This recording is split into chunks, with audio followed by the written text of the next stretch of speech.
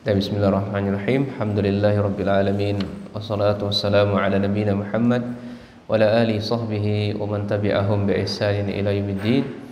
Wa sallallahu subhanahu wa ta'ala aymunna alaina bi ilmin nafi' wa amalin salih wa yafaqihna fid din wa aftalana futuhal arifin. Allahumma amin. Ikhwan sekalian, kita lanjutkan di paragraf berikutnya ini. Tadi Syekh masih menjelaskan cakupan beriman kepada Allah. Yang pertama adalah al-imanu biwujudillahi subhanahu wa ta'ala. Ini yang pertama, kita harus beriman bahwasanya Allah itu benar ada, ya, bukan tidak ada. Bisa dibuktikan dengan dalil akal, dalil fitrah, dan dalil syar'i.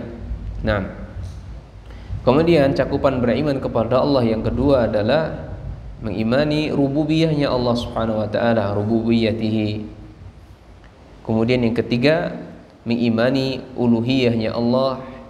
Dan yang keempat, mengimani asma dan sifatnya Allah subhanahu wa ta'ala. Tapi keempat ini nanti insyaAllah akan kita jelaskan. Ya, wujudnya Allah, adanya Allah itu sudah, tinggal rububiyahnya. Wa annahu subhanahu wa ta'ala muttasifun bikulli kamal yaliku bihi. Dan bahwasanya Allah subhanahu wa ta'ala ini adalah muttasifun. Muttasifun itu artinya disifati bikulli, dengan sifat kesempurnaan yang layak. Ya, sifat kesempurnaan yang layak. Kemudian yang kedua, munazzahun an kulli naqsin. Kita harus mensucikan Allah dari segala cacat, dari segala kekurangan bagi Allah. Yang pertama apa? Kita harus mensifati Allah dengan kesempurnaan yang layak baginya. Yang kedua, mensucikan Allah dari segala cacat dan kekurangan. Maka fayajibu tauhiduhu bi rububiyyatihi wa uluhiyyatihi wa asma'ihi wa sifatihi. Maka wajib bagi kita untuk mentauhidkannya dalam rububiyahnya, uluhiyahnya, dan nama serta sifat Allah subhanahu wa ta'ala. Kemudian yang ketiganya, ya, rububiyah, uluhiyah, asma, sifat secara rinci beliau jelaskan di sini. Rububiyahnya Allah, apa itu maksud tauhid rububiyah? Tauhid rububiyah adalah iqraru bi annahu wahidun fi af'alihi. Ini seseorang harus menetapkan bahwasanya Allah itu sendirian, ya, dalam berbuat.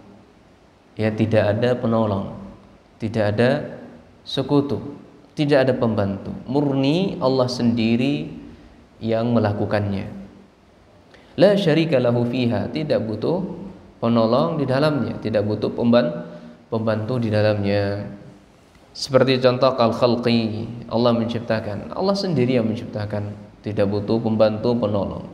Wa rizqi, demikian pula rizki. Wal ihya'i wal imatati, menghidupkan dan mematikan. Wa tadbiril umur, mengatur seluruh perkara atau segala urusan.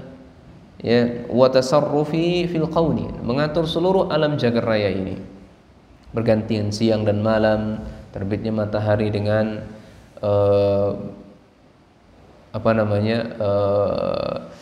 berbagai macam tempatnya, kadang di sifat sini, kadang di sini, kadang di sini, itu beraneka ragam. Itu Allah subhanahu wa ta'ala yang mengatur alamnya ini. Wa ghairi zalika mimma yata'allaku bi rububiyatihi. Ya. Dan yang lainnya, hal-hal yang berkaitan dengan rububiyah Allah subhanahu wa ta'ala. Ini tauhid rububiyah. Syekh tidak menjelaskan secara rinci tentang rububiyah ini. Ya, cukup bagi kita mengetahui secara umum bahwasanya tauhid rububiyah itu adalah ifradullahi bi af'alihi. Ini menunggalkan Allah, mengesahkan Allah, ya, dalam hal perbuatan Allah. Nah, kemudian yang kedua, tauhid uluhiyah. Nah, tauhid uluhiyah adalah tauhiduhu bi af'alihil ibad. Ini mentauhidkan Allah, ya, mentauhidkan Allah dengan perbuatan hambanya. Ya, maksudnya adalah tauhidu ifradullahi bil ibadah, menunggalkan Allah dalam ibadah. Itu tauhid uluhiyah. seperti kadu'ai wal khaufi wal raja'i wat tawakkuli wa isti'anati wal isti'azati wal istighasah wa zabhi wa nazari wa ghairi zalika wa ghairiha min anwa'il ibadah. Dan macam-macamnya. Jadi penjelasan tentang doa ini dalam usul salasah lebih jelas di sini. Insyaallah sudah dijelasin sama Ustaz Nab hafizallahu taala insyaallah. Khauf juga sudah. Jadi enggak perlu jadi dijelaskan khauf. Raja wa tawakkul wal isti'anah, isti'adah wa istighasah, ya, wa zab menyembelih dan nazar dan lainnya jenis-jenis ibadah yang allati yajibu ifraduhu biha, yang wajib kita menunggalkannya, memberikannya hanya untuk Allah Subhanahu wa taala. Nah, ya Pak Ek, sudah selesai Pak Ek. Penjelasan doa sudah insyaallah ya. Khauf itu yang bernilai tauhid, ada yang bernilai syirik, ya. Sudah Karudi ya? Sudah. Nah. Fala yusrafu minha syai'un li ghairihi. Ya, maka jenis ibadah yang kita sebut, yang disebutkan Syekh di atas tadi, itu tidak boleh kita palingkan kepada selain Allah. Jazakallahu khairan. Walau kana malakan muqarraban, meskipun itu adalah malaikat Allah yang dekatnya. Meskipun itu adalah malaikat Allah yang dekat kepada Allah. Au nabiyan, atau seorang nabi kah, au mursalan, atau seorang rasul kah, fadlan amman siwahuma, ya, lebih-lebih ya selain dari mereka, ya, lebih-lebih selain dari malaikat, selain dari nabi, selain dari rasul, ya, maka itu lebih enggak layak lagi untuk kita ibadah kepadanya. Pada patung kah, pada dukun kah, tukang normal kah, kurang normal kah, ya, atau kepada berhala yang lainnya. Taib, ini tauhid uluhiyah. Ya. Dan tauhid yang ketiga adalah amma tauhidul asma wa sifat. Ya, tauhid, adapun tauhid asma wa sifat. Ya, para ulama ikhwan ketika mengelompokkan tauhid ini bukan sedang menjelaskan tauhid itu terbagi tiga ini itu tidak. Ya. Maksudnya datangnya dari Rasul tauhid itu terbagi tiga itu tidak. Iya. Ini adalah hasil dari penelitian murni istiqra'nya para ulama. Bukan sedang menjelaskan tauhid itu harus ya dari Nabi tiga. Oh, bukan begitu. Dari Allah tiga itu. Jadi murni penelitian, penelaahan dari hadis dari Al-Qur'an dan hadis Rasul sallallahu alaihi wasallam. Kenapa para ulama mengelompokkan tiga itu? Itu dalam rangka memudahkan para penuntut ilmu, hanya dalam rangka belajar saja. Sama kayak kita belajar ilmu nahwu, ilmu sharaf, ya kan? Ilmu tajwid. Enggak ada Nabi SAW mengatakan ya mim ketemu sama mim, apa hukumnya? Oh, ini hukumnya, ya kan? Fathain atau kasratatain atau dhammatain bertemu dengan ini hukumnya. Enggak ada, itu datangnya dari Nabi SAW. Itu murni hasil penelitian dari para ulama, hanya memudahkan kita dalam belajar. Demikian pula nahwu, apa hukumnya ini? Oh, ini hukumnya adalah ini fa'il, ini fi'il, ini fa'il, ini maf'ulun bi. Ini enggak ada dari Nabi SAW, itu tidak ada. Hanya memudahkan kita saja untuk dalam belajar. Nah, taib. Kemudian apa tauhid asma wa sifat? Fahuwa isbatu kulli ma asbatahu Allahu li nafsihi wa asbatahu lahu rasuluhu sallallahu alaihi wasallam bi asma'ihi wa sifatihi. Ini tauhid ya asma wa sifat. Segala apa yang Allah tetapkan untuk dirinya wajib kita tetapkan. Allah tetapkan untuk dirinya, jadi Allah sendiri yang tetapkan ini. Demikian pula apa saja yang ditetapkan oleh Rasulullah SAW untuk diri Allah, maka wajib kita tetapkan. Enggak boleh kita mengada-ada, enggak boleh memalingkan. Apa yang tidak Allah tetapkan enggak boleh kita tetapkan. Ya. Demikian pula apa yang tidak ditetapkan oleh Rasul maka enggak boleh kita tetapkan untuk Allah Subhanahu wa taala dari namanya dan sifat Allah Subhanahu wa taala. Ala wajhin yaliku bi kamalihi, ya, itu sesuai dengan ya kesempurnaan Allah Subhanahu wa taala wa jalalihi, dan keagungan Allah Subhanahu wa taala, duna takyifin atau tamsilin, ya, tidak boleh atau tanpa kita membagaimanakan. Jadi setelah itu Syekh menyebutkan 4 sifat yang wajib kita tinggalkan. Yang pertama, tauhid asma wa sifat, pengertiannya menetapkan apa yang Allah tetapkan untuk dirinya, menetapkan apa yang ditetapkan oleh Rasul untuk diri Allah Subhanahu wa taala. Nah, kemudian yang kedua, harus menjauhi 4 sifat. Tidak boleh kita melakukan 4 sifat. Takyif atau tamsil. Takyif itu artinya membagaimanakan, bagaimananya Allah Subhanahu wa taala. Kemudian tamsil, menyamakan Allah Subhanahu wa taala. Waduna tahrif, tanpa merubah, dirubahnya nama atau makna atau lafaz dari nama dan sifat Allah. Ta'wil, menolak, atau ta'til juga seperti sama. Ta'til juga menolak. Dan kaidah ini panjang ikhwan ya, pembahasan masalah takyif, tamsil, tahrif, ta'wil, ta'til. Ini panjang penjelasannya dalam kitab Qawaidul Muslah, itu sangat rinci disebutkan. Jadi yang penting bagi kaum muslimin, bagi kita semuanya berkaitan dengan nama Allah, jauhi saja 4 sifat ini. Jangan seperti orang Mu'attilah, Musyabbihah, atau Mumassilah. Jangan seperti itu. Bagaimananya tangan Allah, bagaimananya pendengaran Allah, bagaimananya penglihatan Allah, ini bukan wilayahnya manusia membagaimanakannya. Ini wilayahnya Allah, ini kekuasaannya Allah. Kalau Allah tetapkan dirinya Allah itu mendengar, kita tetapkan sebagaimana keagungan dan kebesaran Allah Subhanahu wa taala. Nah, wa tanzihuhu an kulli ma la yaliku bihi. Kita mensucikan Allah Subhanahu wa taala dari segala hal-hal yang enggak layak, enggak pantas bagi Allah Subhanahu wa taala. Baik. Jadi orang yang merubah itu ikhwan, merubah atau menolak nama Allah itu arahnya semuanya pasti ke makhluk semuanya. Semuanya arahnya ke makhluk semuanya. Ketika Allah Subhanahu wa taala netapkan Allah itu memiliki penglihatan misalnya. Berarti gimana berarti? Berarti sama dong dengan manusia. Akhirnya dirubahlah ke bentuk-bentuk yang lainnya, dan ujung-ujungnya itu dimiliki juga oleh manusia. Ujung-ujungnya dimiliki juga oleh makhluk. Tangan Allah contohnya, kekuasaan juga dirubahnya menjadi kekuasaan. Tapi makhluk pun juga memiliki kekuasaan juga. Ujung-ujungnya kembali kepada makhluk. Akhirnya terjadilah apa? Mu'attil.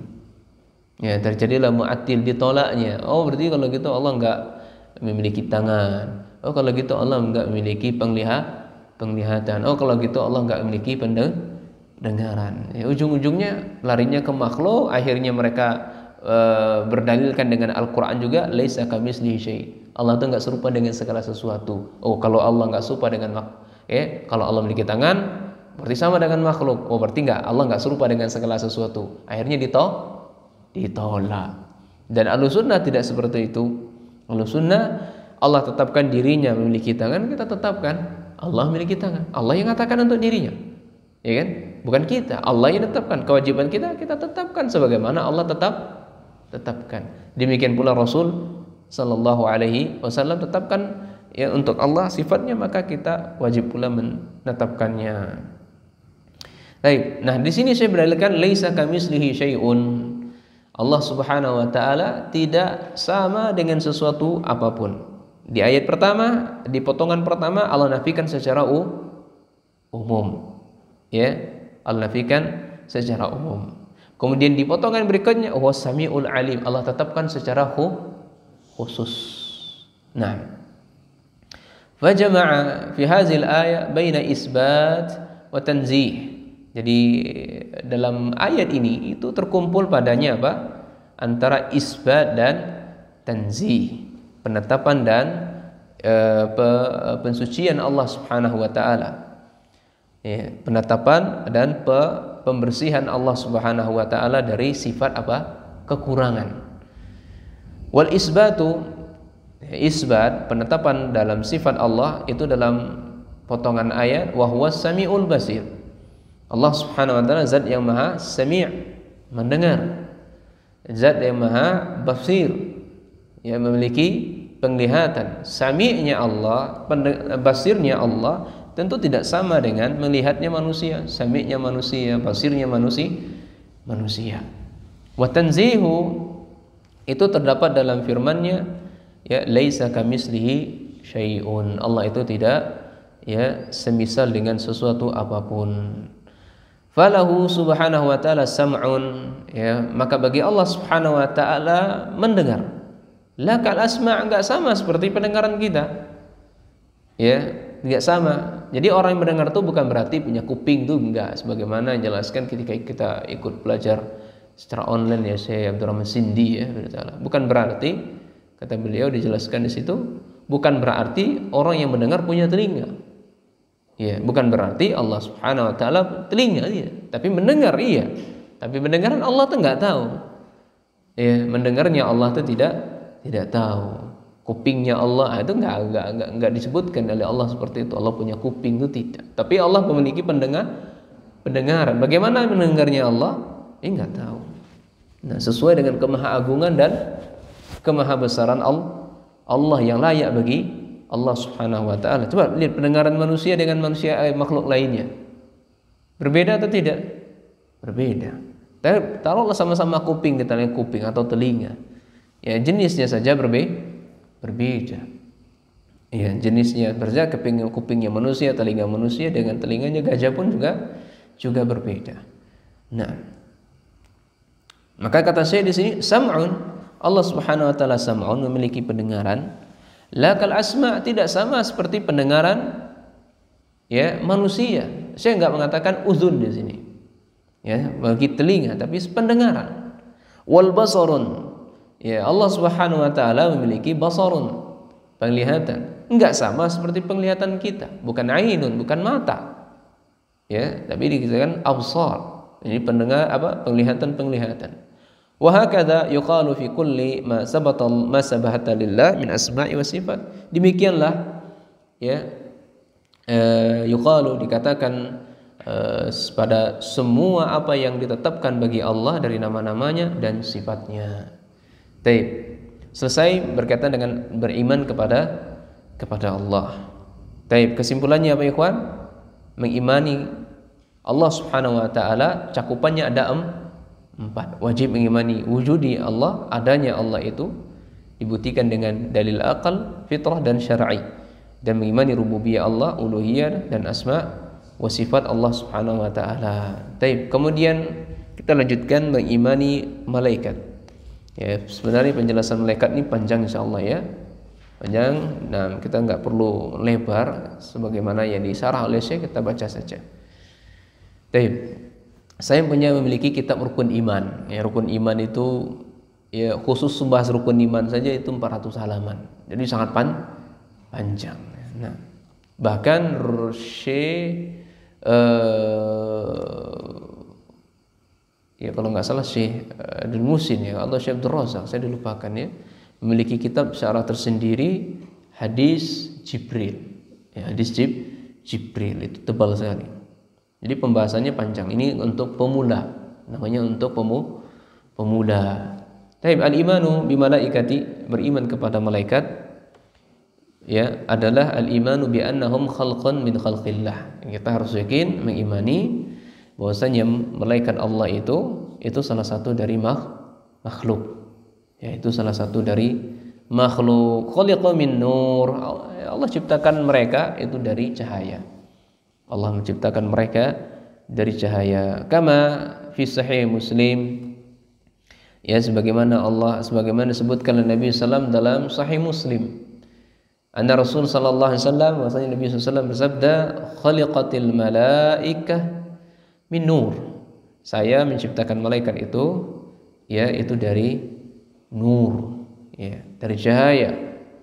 Wa khuliqal jan, dan saya menciptakan jin itu min marijim min nar, itu dari cipratan api, ya, cipratan dari api. Wa khuliqa Adam, dan saya menciptakan Adam itu mimma wusifa lakum, sebagaimana yang aku sifatkan untuk kalian. Ini diciptakan dari tanah. Ya, jadi ini poin yang pertama, bahwasanya malaikat itu diciptakan dari cahaya. Kemudian yang kedua, malaikat itu wahum dzawul ajnihah. Mereka ini memiliki sayap. Mereka ini memiliki sayap. Kama fi ayatil ula fi suratil Fatir. Sebagaimana terdapat dalam ayat pertama dalam surah Fatir. Ini kalau nggak salah disebutkan ya. Pertama Fatir, alhamdulillahi fatiris samawati wal ard, ja'ilil malaikati rusulan uli ajnihatin masna wa sulasa wa ruba yazidu fi khalqi ma yasha. Ini malaikat itu memiliki sayap, ada yang 2, ada yang 3, ada yang 4, bahkan lebih ya, sesuai dengan apa yang Allah kehendaki. Bisa 5, bisa 10 dan seterusnya. Karena sifatnya yazidu, Allah nambah ya, fi khalqi, pada penciptaannya mayasya, apa yang dikehendaki oleh Allah Subhanahu wa taala. Wa Jibrilu lahu 600 janahin. Kalau malaikat Jibril itu 600 sayap. Ya, 600 sayap. Adapun sayapnya mereka ini, malaikat ini, ya wallahu alam, kita nggak tahu bagaimana, apakah sayapnya itu ya seperti sayapnya burung, ya seperti merpati, seperti elang, ini nggak tahu. Yang jelas dia memiliki sayap. Ya, adapun bentuk sayapnya, wallahu alam. Nabi SAW tidak pernah mengkhabarkan kepada kita, sayapnya malaikat itu seperti burung. Enggak, yang jelas Nabi mengkhabarkan memiliki sayap, dan sayapnya ini memenuhi ufuk, saking besarnya sayap tersebut. Ya, kama sabata zalika an Rasulillah sallam, sebagaimana telah ditetapkan oleh Rasul sallallahu wa taqaddama qariban, ya, yang telah berlalu penjelasannya. Wahum khalqun katsirun. Ini yang ketiga. Poin yang ketiga dalam beriman pada malaikat ini, bahwasanya jumlah mereka ini banyak. Jumlah mereka ini banyak. La ya'lamu adadahum, enggak ada satupun yang tahu. Ya, hatta malaikat sendiri tidak tahu berapa jumlahnya mereka. Ya, siapa yang tahu? Illallah, hanya Allah yang tahu jumlah mereka. Wa yadullu li zalika annal baital ma'mur. Hal ini menunjukkan, padahal demikian itu, bahwasanya Baitul Ma'mur itu wa huwa fis sama'i sabi'ah. Ya, Baitul Ma'mur itu berada di atas langit ke-7. Itu Baitul Ma'mur. Makanya ikhwan berkata ini mayoritas dari para ulama kita tidak membolehkan menamai masjid dengan Baitul Ma'mur, gitu kan. Ya, ini tidak boleh. Ini nama khusus untuk para malaikat Allah ibadah di dalamnya. Yadkhulu kulla yaumin 70,000 malakin la yauduna ilaih. Jadi masuk ke Baitul Ma'mur tersebut 70.000 malaikat yang enggak keluar lagi. Ya, enggak akan keluar lagi. Ini disebutkan dalam riwayat Bukhari, Muslim, ya, dan Imam Muslim dalam sahihnya dari sahabat Abdullah bin Mas'ud qala Rasul sallallahu alaihi wasallam, dalam hadis sahabat Ibnu Mas'ud, Nabi SAW bersabda, yu'ta bi jahannam yauma idzin laha 70,000 zimamin. Didatangkan neraka jahannam, artinya diperlihatkan oleh Allah kepada Nabi kita SAW neraka jahannam.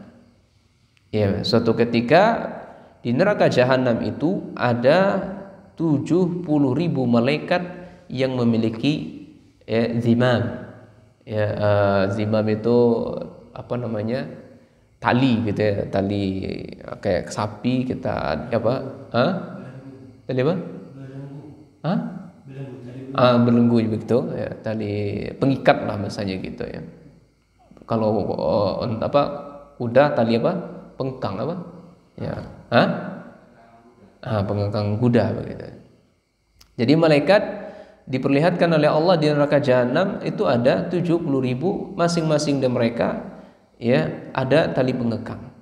Ma'a kulli dhimam 7,000 malakin yajurrunaha.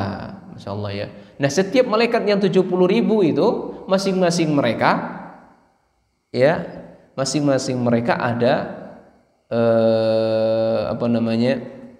yang menariknya. Ya jurrunaha itu menariknya. Ada malaikat pula yang menariknya. 70.000 malaikat, masing-masing dari 70.000 itu ada pula malaikatnya.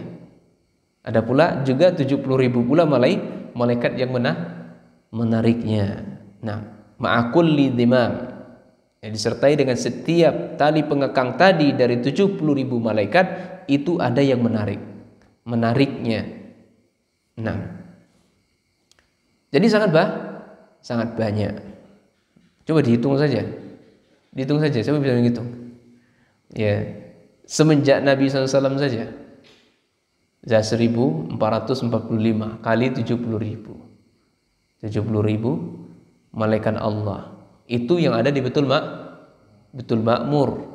Kalau yang di neraka Jahanam ada 70.000. Waduh, enggak dihitung, ya banyak sekali. Bermiliar, bertriliun-triliunan. Makanya enggak ada yang mengetahuinya kecuali Allah Subhanahu wa taala. Baik. Setelah itu saya menyebutkan malaikat-malaikat, tugas-tugas malaikat. Ya, poin yang keempatnya di sini, tugas-tugasnya malaikat. Wal malaikatu minhum muwakkaluna bil wahyi. Nah, ini malaikat yang pertama yang ditugaskan oleh Allah, yang bertugas untuk menyampaikan wahyu. Ya. Siapakah beliau? Malaikat Jibril alaihissalatu wassalam. Wa muwakkaluna bil qatr. Ya, juga malaikat yang bertugas menurunkan hujan atau mengatur hujan. Di sini hujan, kayak tadi di Pagar Alam, gerimis-gerimis. Di daerah sini belum hujan, baru terjadi hujan. Di daerah sana saya lihat sudah petir-petir. Itu mustahil kalau nggak ada yang ngatur. Bisakah sendirinya? Enggak. Itu diajak aja debat orang ateis begitu. Ya, tidak bisa mereka jawab. Nah, kemudian wa muwakkaluna bil maut, malaikat yang bertugas untuk mencabut nyawa. Ya, mencabut nyawa. Yang berikutnya wal muwakkaluna bil arham, malaikat yang ditugaskan oleh Allah ya mengatur rahim-rahim para ibu. Wa muwakkaluna bil jannah, demikian pula malaikat penjaga surga. Adapun malaikat Ridwan, saya nggak tahu dalilnya ya, belum ketemu saya bahwa saya surga itu, penjaga surga itu malaikat Ridwan katanya. Wallahu alam, saya nggak ketemu. Kalau ada, Ustaz Nob mungkin jazakallahu khair. Kalau ada, ya saya belum jumpai ada namanya malaikat Ridwan. Yang ada malaikat penjaga surga saja. Kemudian wa muwakkaluna bin nar, ya malaikat yang menjaga neraka. Muwakkaluna bi ghairi dan banyak ya malaikat-malaikat yang lainnya. Wa kulluhum mustaslimuna munqaduna li amrillah. Semua dari malaikat tersebut tunduk dan patuh kepada Allah. Tidak ada yang membangkang. Itu malaikat Allah, Iwan. Yang pembangkang itu ya manusia. Sudah kecil, sudah kerdil, nggak bisa buat apa-apa, ini membangkang lagi. Malaikat yang gedenya besar seperti itu, ya. Maka nggak ada satupun mereka yang membangkang kepada Allah Subhanahu wa taala. Sebutkan di sini Syekh berdalil surah Tahrim ayat 6. Allah mengatakan la ya'sunallaha ma'amarahum. Mereka sama sekali enggak pernah berbuat maksiat kepada Allah, sama sekali tidak pernah berbuat maksiat. Ya. Adapun terhadap perintah Allah wa yaf'alu ma yu'marun. Ya, kalau Allah merintahkan sami'na wa ata'na, enggak ada sama sekali menyelisihi. Dilakukan semuanya oleh malaikat. Wa qad sumiya minhum minal kitabi wa sunnah. Ya. Sebagian dari mereka ya itu disebutkan di dalam Al-Qur'an dan sunnah. Nama-nama beliau. Ya, nama-nama malaikat sebagian dalam Al-Qur'an dan sunnah itu disebutkan oleh Allah Subhanahu wa taala. Contohnya di sini adalah Jibril, Mikail, wa Israfil. Ya, 3 malaikat ini ya malaikat yang paling mulia di sisi Allah. Jibril, Mikail, Israfil, itu 3 malaikat Allah yang paling mulia. Kemudian malaikat Malik, malaikat Munkar, malaikat Nakir, ya. Wal wajibul imanu biman summiya minhum wa man lam yusamma. Ya, kewajiban kita kepada malaikat ini mengimani nama-nama yang disebutkan oleh Allah maupun nama-nama yang tidak disebutkan oleh Allah. Kita imani secara global dan kita imani secara terperinci. Kalau global secara umum, malaikat apa saja, baik nggak disebutkan namanya maupun disebutkan namanya. Kalau secara perinci adalah nama-nama yang disebutkan oleh Allah Subhanahu wa taala.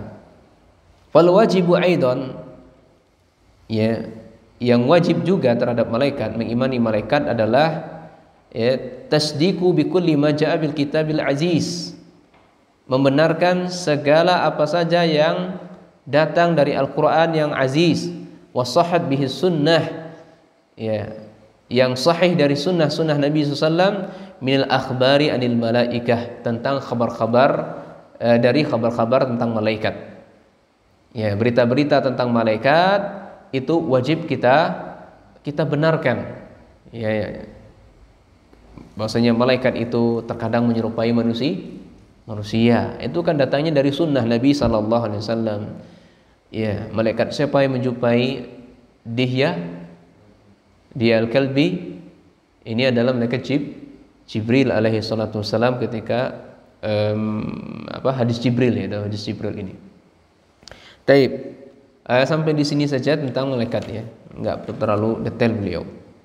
Tapi kita lanjutkan mengimani kitab sekarang. Al-iman ya kepada kitab.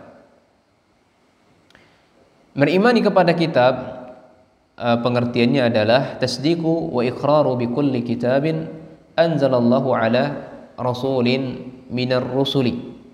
Ini kewajiban yang pertama terhadap kitab-kitab itu, kita harus membenarkannya, menetapkannya semua kitab yang Allah turunkan kepada Rasul, ya, dari Rasul-Rasulnya.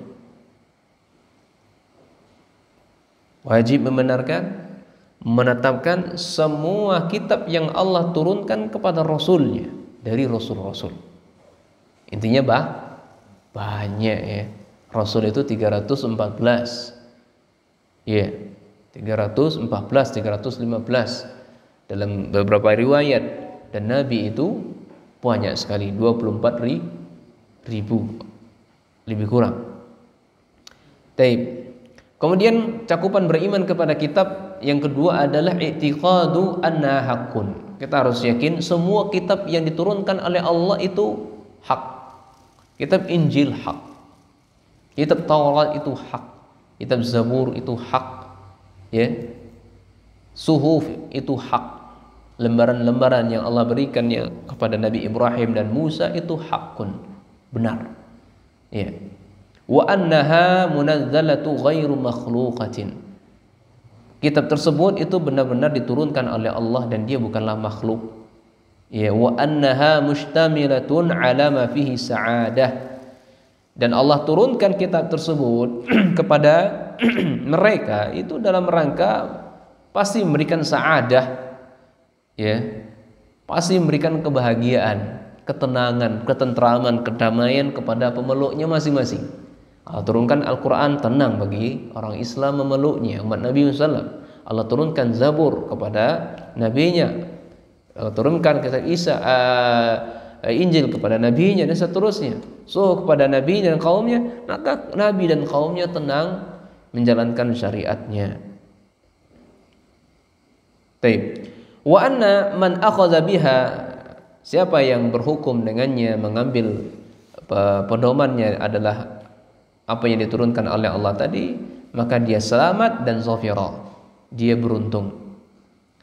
Wa man a'rada anha, siapa yang berpaling dari kitab-kitab yang Allah turunkan tadi, maka khaba wa khasir, maka pasti dia celaka, pasti dia akan merugi. Nah, dan seterusnya. Wa min hadhil kutub ma summiya fil Qur'an wa minha ma lam yusamma. Dan kitab-kitab yang Allah turunkan itu ada yang dinamainya di dalam Al-Qur'an, disebutkan namanya dalam Al-Qur'an, ada yang tidak disebutkan. Ya, jadi kitab-kitab yang Allah turunkan itu, yang banyak itu, ada yang disebutkan namanya, ada yang tidak disebutkan. Nah, wallazi summiya minha fil Qur'an, kitab-kitab yang disebutkan namanya dalam Al-Qur'an, semisal kitab apa saja? adalah kitab Taurat, itu disebutkan dalam Al-Quran. Kemudian kedua, kitab Injil disebutkan juga dalam Al-Quran. Waz-Zabur, ya, disebutkan dalam Al-Quran. Was-Suhuf, suhuf, ya, lembaran-lembaran Nabi Ibrahim dan Musa, itu disebutkan di dalam Al-Quran.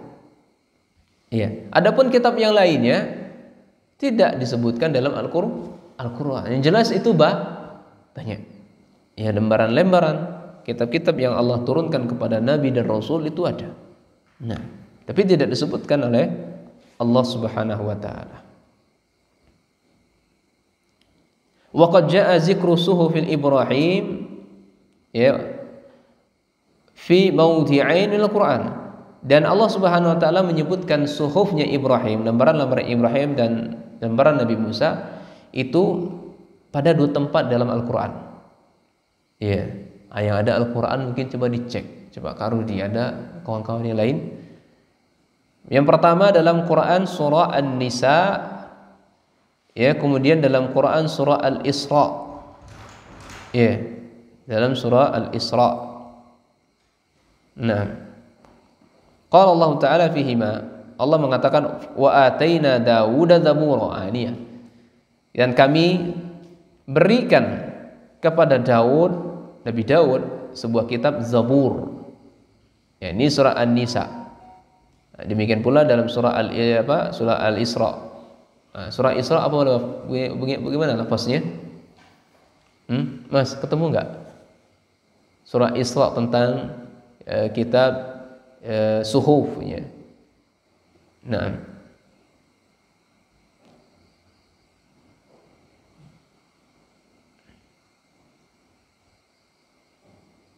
mana tadi? Kelewatan saya, ya.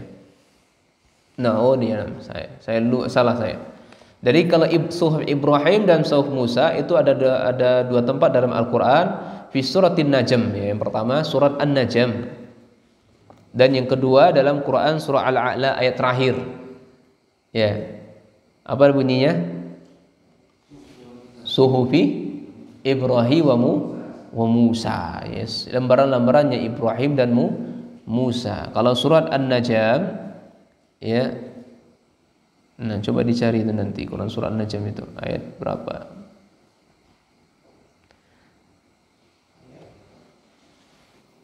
Ini kalau A'la ayat terakhir itu.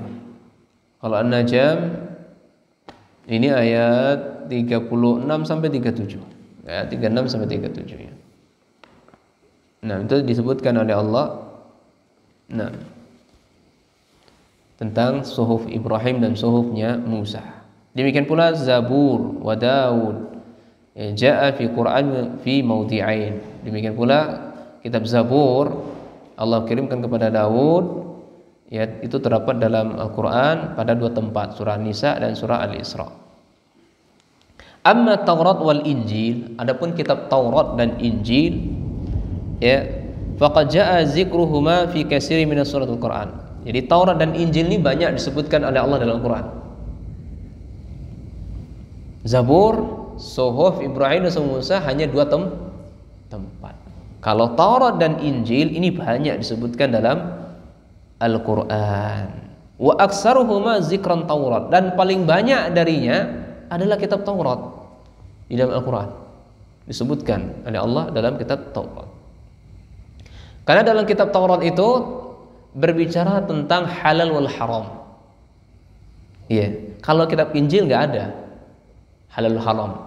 Kitab Injil itu lebih kepada tazkiyatun nufus. Ya. Makanya kitab Taurat itu disempurnakan dengan kitab Injil itu disempurnakan dengan kitab Taurat. Nah, walam yuzkar fil Quran rasulun mislu ma dzukira Musa. Ya, tidak pernah disebutkan dalam Al-Quran adalah Rasul semisal apa yang disebutkan Musa di dalamnya. Walam yuzkar fihi kitabun, demikian pula tidak disebutkan di dalamnya adalah kitab semisal apa yang disebutkan kitabnya Musa. Wa ya'ti zikru bil lafzin Taurat, dan datang penyebutannya dengan lafaz Taurat, dan kitab wal furqan wad diya wa zikr. Nah, nah ya, ini tentang kitab Taurat, Injil.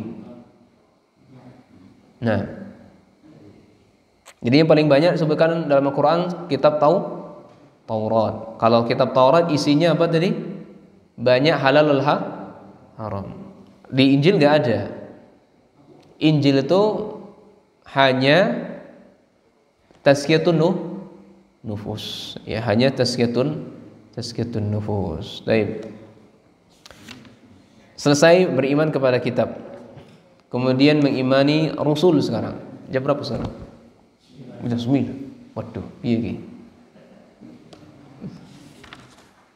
Nggak selesai iki. Lama juga ya, Masya Allah ya. Memang lumayan lama. Ini aja baca kitabnya aja. Kalau disarah panjang-panjang ini. Makanya Ustaz Firanda Ta'ala itu syarah hadis Arba'in ini panjang sekali. Ya, ala kulli hal. Wallahu a'lam, sampai di sini saja. Salam mengimani Rasul. Ya, pertemuan berikutnya insyaallah. Nah, kita akhiri. Subhanakallah wa bihamdika asyhadu an la ilaha illa anta astaghfiruka wa atubu ilaik.